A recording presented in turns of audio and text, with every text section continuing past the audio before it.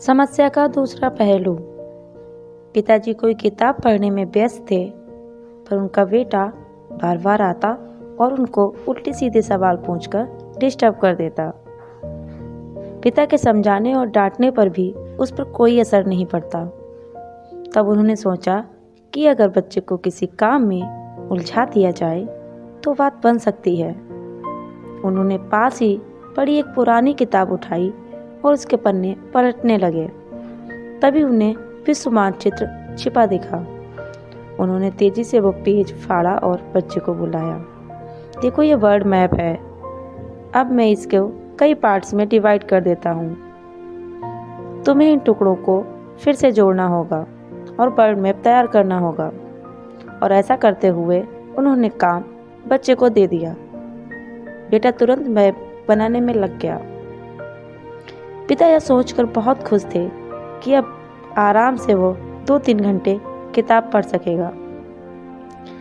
लेकिन ये क्या था, अभी 5 मिनट ही बीते थे कि बेटा दौड़ता हुआ आया और बोला, ये देखिए पिताजी, मैंने मैप तैयार कर लिया है।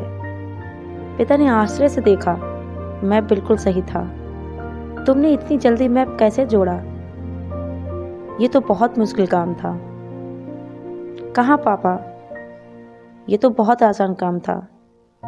आपने जो पेज दिया था उसके पीछे हिस्से में एक कार्टून बना हुआ था।